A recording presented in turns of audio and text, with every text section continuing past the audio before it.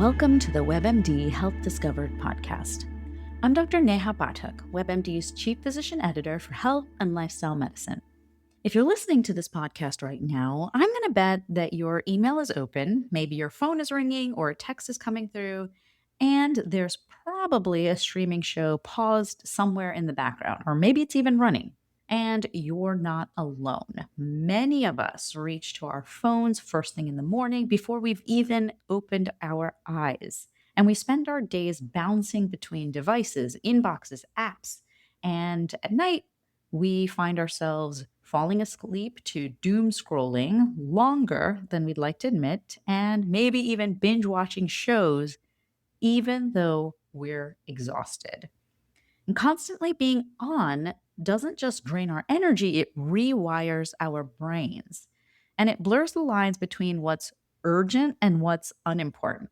And I know I feel that every time I feel a ding on my cell phone, I feel like it's the most urgent matter in the world, even if it's just an unimportant marketing text. And all of this leaves us feeling overwhelmed and disconnected from what's real in our lives. So, today we're going to talk about why our brain and our body need regular digital detoxes. We'll explore how everyday habits contribute to a busy brain and why stepping away from screens in small, realistic ways will improve our sleep, focus, mood, and relationships. But first, let me introduce my guest, Dr. Romila Mushtaq. Dr. Romila Mushtaq is a board-certified physician who serves as Chief Physician Wellness Officer for the Great Wolf Resorts, where she leads data-driven wellness and culture initiatives for over 14,000 employees. She's dedicated her career to researching brain health and performance in the workplace and is a highly sought-after keynote speaker on culture and leadership, working with Fortune 500 companies and global organizations. Her thought leadership has been featured in dozens of international media outlets like the Financial Times, NBC, Forbes, NPR, and TED Talks. She's the USA Today bestselling author of The Busy Brain Cure, published in 9 languages as a guide to healing burnout in the workplace. Her mission is to help high-achieving professionals protect their brain and use brain science to build connected teams where people feel seen, heard, and connected. Welcome to the WebMD Health Discovered podcast, Dr. Romila. Thank you, Dr. Neha. An honor to be here with you all today. And really, I always start by setting an intention and thanking the listener for the time that they are spending with the both of us between their ears and allow us to be of service to make sure everybody feels seen, heard, and that you know that you're not alone. I want to thank you so much for setting that intention. And that sets me up for my next question to you was really, how did you come to this work? What was your own personal health discovery or aha moment? Because you do so much that is so needed. And I'd love to know how you got here. Neha, it may be a story that feels overtold and oversold today, but I was one of the first physicians out of the gate. And maybe that's what it is to be called a visionary is the enormous pain you have to undergo. I am the daughter of immigrants, and success was labeled to me as one thing. We have one daughter, and you will become a doctor. I excelled in STEM and went to medical school and entered neurology at a time where less than 5% of the brain doctors in the United States were women. Even back then, I was doing cutting edge research on the role of women's hormones in the brain, in epilepsy and migraine throughout the life cycle. Yet I was struggling. And we didn't have a term to talk about mental health in the workplace back then, let alone burnout.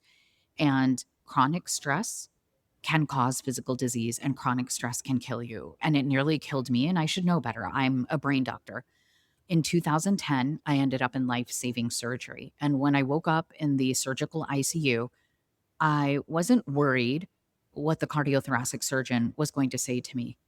I remember being in a really dark place and feeling alone. And the worst part was, Neha, nobody asked me at work if I was okay, and I was visibly struggling.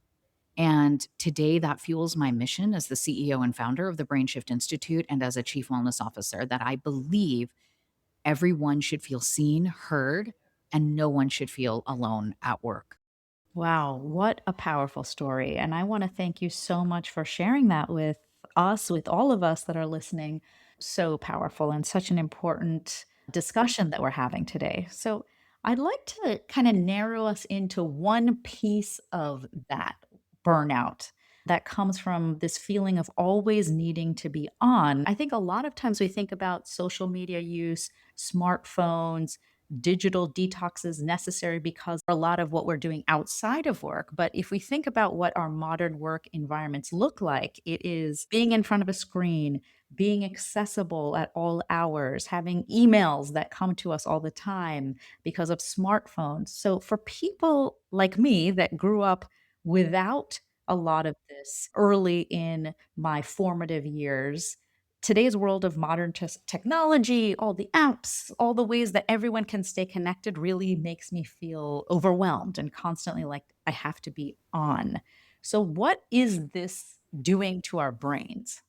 Thank you. I want to give this backtrack story of how I'm going to come to the diagnosis I'm about to give you of busy brain and how our brains are transforming with constant digital distraction. When I gave my story as a TED Talk, companies back in 2014 started to hire me to teach stress management and mindfulness. And it gave me a window into companies and to do research to say, wow, I'm not alone in feeling stressed, part of a sandwich generation. And I think, regardless of industry, especially the higher up you climb in the hierarchy of your business, there's this constant global pressure to always be on. Whether you're a doctor and you're always on call, you work for a company and you can't miss a sales email, it translates the same way. We knew something was happening to our brains. And so in chapter 9 of my book, I delve into the latest research that we're still learning about digital distraction and digital ADHD. So when I went to medical school, attention deficit hyperactive disorder was only something that was diagnosed in childhood, or what you're hearing about now is a lot of adults in the Gen X boomer generation, especially women, were never diagnosed and they were missed in childhood. What we know now from the psychiatric and brain science literature in the last 7 to 8 years is that this use of digital devices has rewired our brain in simple terms. And I just want to ask you a question, Dr. Neha, because I certainly am guilty of this. Somebody tells us the latest thing to watch on Netflix, we turn it on. Do you have your laptop, iPad, or phone with you in your lap as well? Or all three? Right now? Yes. Same. I'm just as guilty, right? And sometimes we give ourselves an excuse of, oh, I'm going to put that show on in the background and catch up on work, or you just get lost in social media. So we've gone from just needing a single device all the time, emails, to having multiple browser windows open on multiple devices. And then it's multiple browsers windows open in our brain. And that actually is social media is designed that way. And unfortunately, most corporate cultures are designed that way, that you always have to give your attention. And that's draining and it's rewiring our brains. And so the conversation you and I are having, recording this podcast in 2026, is very different than even the conversation we were having 5 years ago as we were in the middle of lockdown because of this attention economy. We're dividing our attention. Your dopamine, oxytocin, serotonin, endorphins are exhausted. They're pushed to the brink. You think you need more caffeine. You think you need a ADHD medication. You take it and you go back into the cycle. And then high achieving professionals, men and women, then tend to go into perfectionism and procrastination, and something doesn't get done until you've given yourself that false deadline. It's just like me binge watching that series. I couldn't put it down and my adrenaline is pumping and I need to do the next one. And so until you hit the absolute deadline that this email has to be sent, now that adrenaline's pumping, and all of a sudden these are the people that tell me, but doctor, I work best under stress and I get my deadlines done. And listen, it's not that your brain or my brain is inferior or superior to one another. These systems like social media, these binge watching, these shows are designed that way. And same with many of our workplace cultures that have global teams. Like there's this constant fear in you of, oh my God, if I sleep or I spend 2 hours with my family having dinner disconnected, am I going to miss something important? So, talk to us about that because I think a lot of people recognize that it feels almost impossible sometimes to stop scrolling. And all of the things you described are essentially ways that we keep ourselves scrolling, whether it's constantly rechecking our work emails or whether it's on social media or even something like what I was going for was to be very lighthearted. So I intentionally was like, I'm not going to watch hard news. I'm just going to do this lighthearted news, but there's an infinite scroll there. So tell us a little bit about why this is intentionally done to keep us feeling like we have to come back and we can't leave. I wouldn't give the same business analogy. If you look back into the early 1900s, into the 1950s and 60s of the tobacco industry and what they were doing, and they knew they had an addictive substance. They were paying advisors, sometimes even doctors or scientists, to say, no, no, tobacco is fine for you. If in certain doses, you're going to be just okay, and they knew it was addictive, and then they were creating advertising that made it look sexy, or you're the only one, you're going to be left out, you're not cool or rich if you're not smoking. Think of that. If you've watched Mad Men, you get to see it all unfold. I want you to know that social media companies and streaming and the online news, they've put billions into this research on how to keep us going. It's consumerism. And so that's essentially, I think, from a 30,000-foot view, what's happening. I say that not to be an alarmist, not to be a Debbie Downer, but what I don't like when I'm having conversations with professionals is that somehow we get personally shamed. This is not a willpower issue. This is a breaking an addictive cycle and understanding your brain chemistry and hormones to replace it with something that's more healthy and not addictive. So let's then kind of move in that direction. So you've helped kind of set the stage and really helped us understand what it is that we're talking about when we say digital addiction. So it's anything, it's any of these things. It's not just social media. You've helped us understand that there are psychological components, but also physical components to this. So we're feeling that heart rate pumping, we're feeling that anxiety, and we're also feeling badly about ourselves and recognizing that we may be having attention issues that we didn't have before. And we're questioning why that is. So, how do you then set yourself up for successfully shifting and addressing these issues? When I give keynote lectures or when we built our whole person wellness program at Great Wolf that we call BPAC Positive, it was designed with brain science in mind. And in simple terms, non medical terms, I call it learning how to dose your brain. DOSE, DOSE, stands for dopamine, oxytocin, serotonin, and endorphins. When we're just on digital devices, it's like a constant dopamine hit. And we are reducing our feel good hormones like oxytocin and serotonin that govern our sense of connection, our sense of well being, our ability to sleep, our ability to have a good mood. And then endorphins decrease and we have more physical pain and mental pain. So I always say, what can you do to dose yourself? And there is something about creating a schedule and all those productivity tools and apps that are out there on the phone, but I always say the first step is to recognize where you are and give it a score. I felt that was the simplest way to let people know where their brain was. So, for instance, here in the United States, I know you have global listeners. You can't get a home mortgage or car insurance without someone running your credit score. And as a financial health, why don't we have a brain score? You should know at all times in the last 2 weeks what's your brain doing. And so that's where we took a validated neuropsychology stress test. We labeled it the busy brain test. And so you can take that. And I want to know, is your score below a 30 or above a 30? Below 30 is great. Your dose hormones are in balance. And as it goes higher, we know you have chronic stress or a busy brain, which means difficulty focusing, difficulty falling and staying asleep, and feeling anxious during the day, that ruminating anxiety that intellects start to have. So that's number one, is know your brain score so we can start from there. For people that score, we saw above a 55-60, you're now heading into the chronic inflammation in the brain of burnout. And we want to address that because remember in the beginning, I told my story for a reason. Chronic stress will cause disease. Chronic stress can kill you. A year or two ago, if you tell me, well, Dr. Romy, my labs were fine, but now your score is above a 55-60, I want to recheck those markers of inflammation. I want to make sure some of the key things, your vitamin D as in dog, is balanced. Hormones in men and women can go astray. And our sex hormones are not just about our libido or regular menstrual cycles or perimenopause, but it directly affects our ability to focus and our ability to remain calm. So, number one, I want to do that. I think get your brain score and get some labs checked. So, that's step one. Then step two is how do you design a work day that is most beneficial to your circadian rhythm?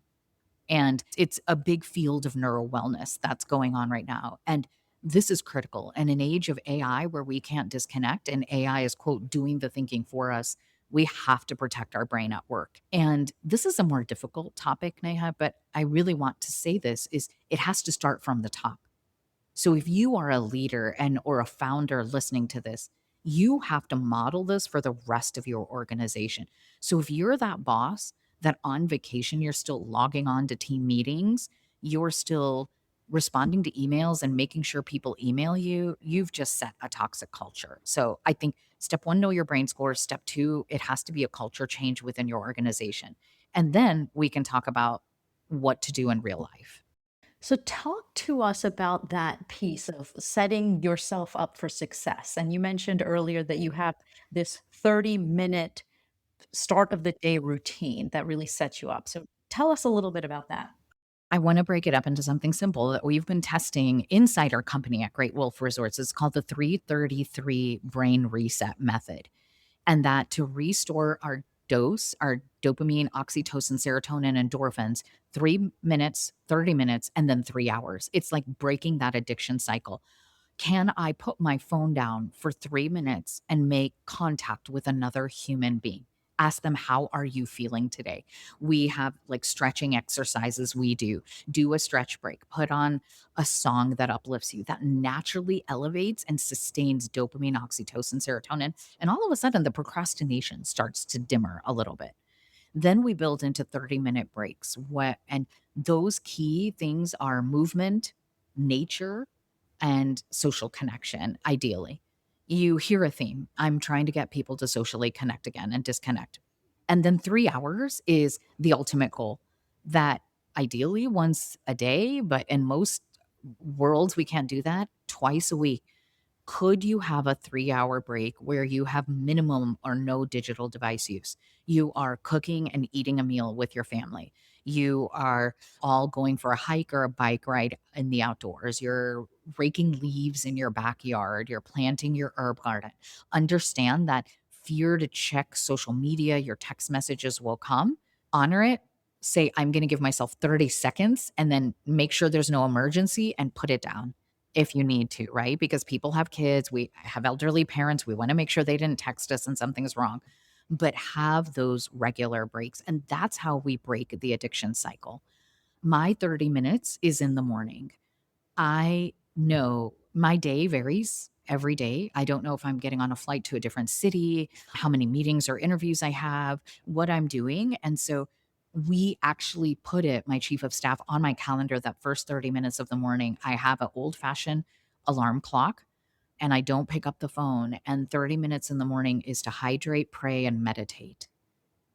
No matter how desperate I am of like, oh my God, let me check my calendar. What was my first thing? I have to trust that if I set my alarm at 6 a.m. this morning, that I don't have anything waiting for me at 6:30. Like I can wait this 30 minutes and get going for the day. And that's probably the one thing I think most people can do, even if that 30 minutes is dragging your kids out of bed and getting them ready for school, you're not on your phone. I love it. So, in terms of the 3:30 and 3, so the 3 minutes, is that something that you're sort of breaking your day up with?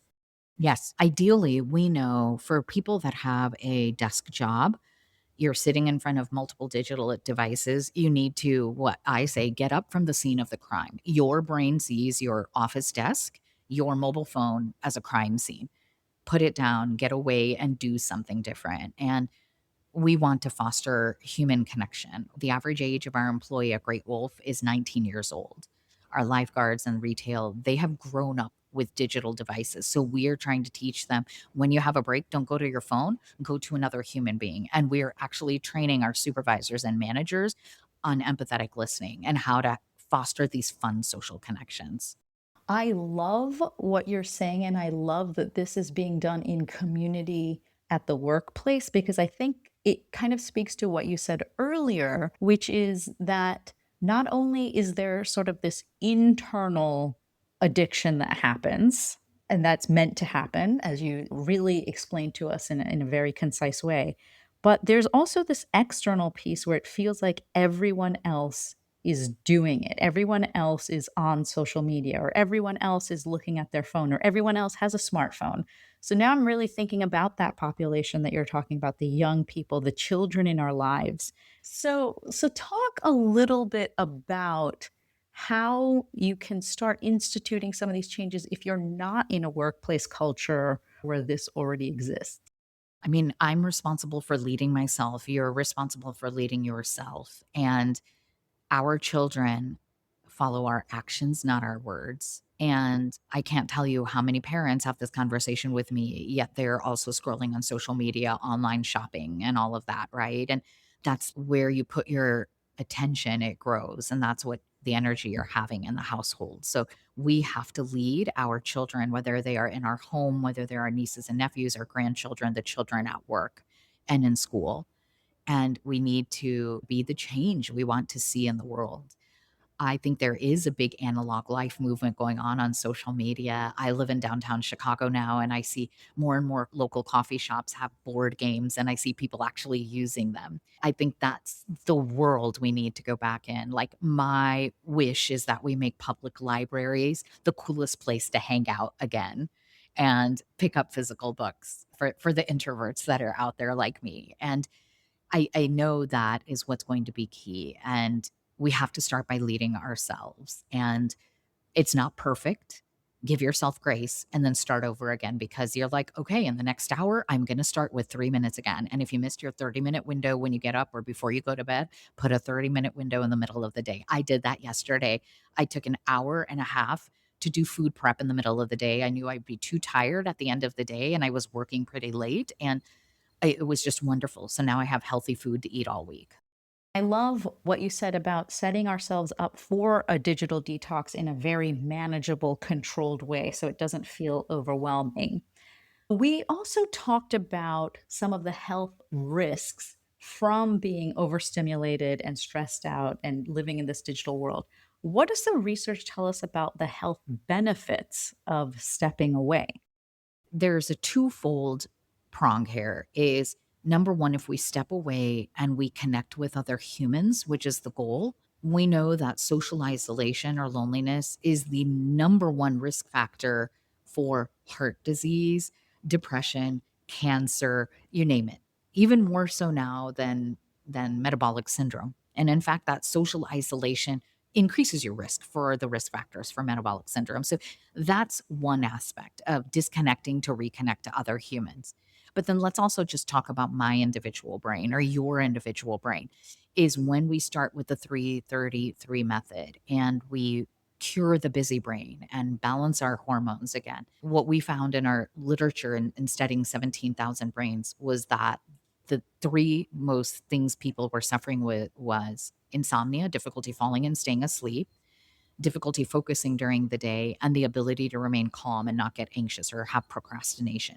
And we found that in typically 7 to 10 days of instituting the protocol that's in the book, people actually were falling asleep and staying asleep through the night, and they were able to focus at work and get things done, cross off that proverbial to-do list. Instead of opening the email and letting it fester all day of, oh my God, I need to get back to this. It was, I'm going to do that one hard thing this hour. And if that's the one email I need to tackle, I'm going to do it. And then there's that dopamine reward of I did the hard thing. And then it just leads to the second email you were getting done. So that is the key. And it starts by getting your brain score. We help you reset your circadian rhythm or your neural wellness with a sleep protocol. We have to get you back to sleep. And then after that, we institute the 333 method. I love the very practical 333 framework. Are there physical cues that we should also be thinking about? So, where we put some of these devices, just the opening up some of these devices, what can we do around that to sort of set our space to set us up for success? There are a lot of apps, number one, that you can use on your desktop screen, your laptop, your iPad, and your phone that only allows you to have one app open at a time, one web browser open at a time. It will block your ability to get on Yahoo News or social media, whatever it is, or Netflix. So I think that's okay, but that feels punitive as well, like you're being punished. When we look at, again, bringing Eastern medicine and feng shui principles in with neuroscience and psychology, is a cluttered desk is a cluttered mind. And so, two things that I always tell executives is, which way are you sitting and facing? And one of the things we make a mistake in doing is that our desks are facing a wall. So we have blocked energy. And then there's clutter everywhere. So I think the biggest thing I could tell right now is take everything off your desk, wipe it down, clean it, and only put things back that you really need for this next day. You probably don't need the stapler today. And then have things that cue dopamine, oxytocin, serotonin, and endorphin. So for many people, that's pictures of a loved one. I also think picture of your dream job or your dream goal or your vision board, having that up there. If you have an award from work, putting that up there. Things that foster success in your mind. Then create the technology stations. And it's okay. I'm very intentional that I put my cell phones away right now for this interview, that I can have a 30-minute block where I don't have a mobile device. And I'm really trying to train my brain to do the same in my personal life, that if I'm going to sit down and watch something on streaming on television, not to have my phone or iPad or laptop open. I'm really setting that cue and saying, I'm guilty sometimes of having 3 or 4 devices or screens open, and to say, get it down to one. And I think your physical environment is the biggest cue, both at your desk and then in your bedroom. I really want to honor and thank you for spending this time with us today in this conversation. And I'd love to cede our last few minutes to you. If you could speak directly to our audience, you've given us so many tips. What would you like someone to take away that they can start on today? I think the biggest thing I want you to know, if you're listening, is I see you, I hear you, and I believe in you, and you're not alone. And if you just know that, maybe you'll put down the digital device and go connect with someone else that's in your life or that you work with, and repeat these same words to them. I see you, I hear you, I believe in you, and you're not alone. One small shift creates big impact. So beautiful, so powerful. And I want to thank you again for your time. Thank you so much for having me, and thank you to the listeners. I'd like to share my 3 key takeaways from our conversation today. First, our modern digital life is exhausting our brains and feeding into our burnout. The constant notifications, dings, extensive screen time, endless emails, texts, social media, and streaming all stimulate the same reward and addiction centers in our brain that substance use and gambling do. And over time, this busy brain pattern triggers anxiety, insomnia, trouble focusing, procrastination, and perfectionism, making us feel like we always have to be on. Second, this is a culture problem, not a willpower problem. It's easy to beat ourselves up for all of this overstimulation, but we need to take a step back and look at the world around us. Every system that surrounds us is deliberately designed to keep our attention hooked. Doom scrolling and checking emails constantly is not a personal failure. It's a predictable brain response to addictive designs and reinforced by social and work cultures that reward constant availability, reactivity, and cultures that ignore signs of stress. And finally, small structured resets can start to heal our overstimulated brains. Dr. Romi shared her 333 method, encouraging brief, regular breaks from devices to reconnect with people, to engage in movement, to connect with nature, and to structure meaningful routines. So that's 3-minute micro breaks throughout the day, 30 minutes of daily protected time, like phone free morning rituals. And as often as we can make it work, 3-hour long digital free blocks to help rebalance our brain chemicals, improve our sleep and focus, and create space for human connection. To find out more information about Dr. Romi and digital detoxes, make sure to check out our show notes. Thank you so much for listening. Please take a moment to follow, rate, and review this podcast on your favorite listening platform. If you'd like to send me an email about topics you're interested in or questions for future guests, please send me a note at webmdpodcast@webmd.net. This is Dr. Neha Pathak for the WebMD Health Discovered podcast.